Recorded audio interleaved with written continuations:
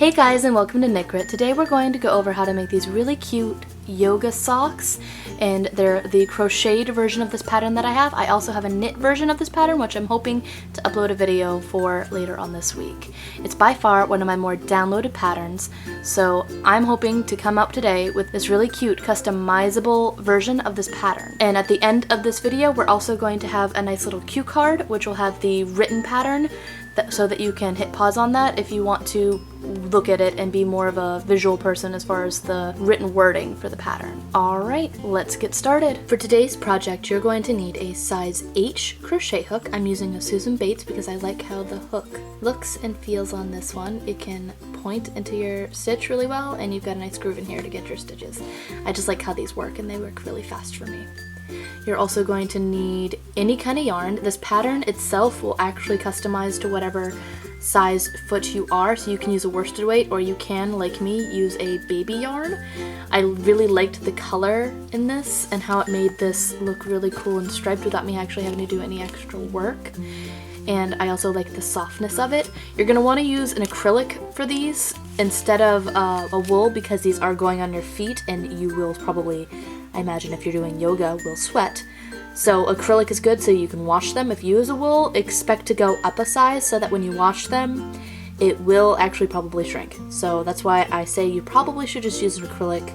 It'll actually just work out better for you, I promise. And today we're using Bernays Softy Baby, and this is a size 4, which is a little less than, oh, it's a size 3. It's a 3 light, so this is a little smaller than what I'm used to using for worsted weight. Keeping in mind that this pattern will just work for whatever size you're making for your foot. This is customizable to every foot, and don't make fun of my tiny little baby feet. Alright, to begin, you're going to want to chain the length of the width of your foot.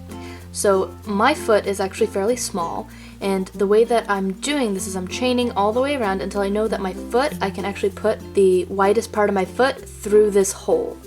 So once you've done that, you're going to, and by the way, this took me, for my size 5 feet, it took me 40 chains. And so now that you've done that, you're going to want to put your crochet hook into your first chain and do a slip stitch through that. So again, take your chain here, put your hook through your very first chain, and then do a slip stitch.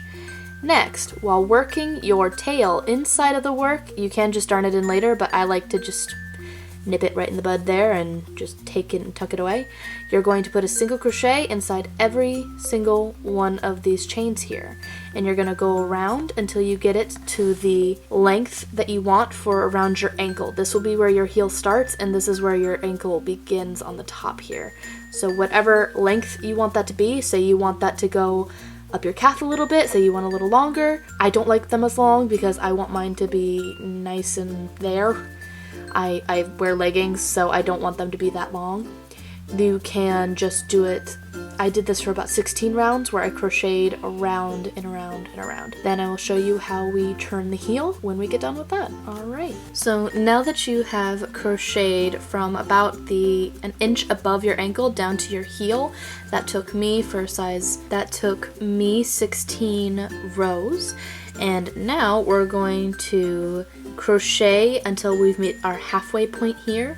So I started here and now I'm ending over here. We're going to want to get in there. There we go. And we're going to slip stitch into our next stitch there. And we're going to chain whatever you have that's left until you're back to the beginning. So I chained 40 initially on here, so I have 40 single crochets going across, so I'm going to chain 20. We're going to just attach it back to our beginning. So we started around here, so we're going to go up all the way here, and we're going to attach it and slip stitch on there. And I'll show you what to do once we're done with that. Now you should have something that looks like this. You've got this big nice opening for where your heel is going to go, and we're going to single crochet around here until we've covered the entire arch of your foot. For me, that was about 2 inches. So this was, for me, that was about 12 rows, and we just slip stitch off when we get back to the beginning and sew on our tails. And make sure that you're not going to twist your stitches here. Your chains right here, you're going to want to keep it so that they're all facing outward while you're going into them, and all facing the same way. You don't want to twist this, otherwise it will look really weird. Alright, I'll see you when that is done another 12 rounds. And I'll slip stitch right off where you began. So right here, about 12 stitches above. So now you should have the basis of most of your yoga sock here. But what I like to do to give it a little bit of an extra touch is on top here, we have this rim, which looks really weird, and I don't like how disjointed it looks. I'm sure I could have done a better job with my chaining, but I'm a little lazy. So what I'm going to do is I'm going to take my yarn and I'm going to tie onto here after I started. I'm going to chain, and then I'm going to just, with my tail inside as I'm going along so that I can just not have to deal with it later, I can just snip it. I'm going to go inside all of these chains, these little bumps right here, and make sure that I'm making sure that it goes to the exact length of my edge here. I'm going to put on 40 single crochets all the way around, going into each one of these little tiny chains here. So I'm going on the other side of the chain that I initially started with. And then I slip stitch off, sew in all my tails, and call it good. And that's basically all there is to it.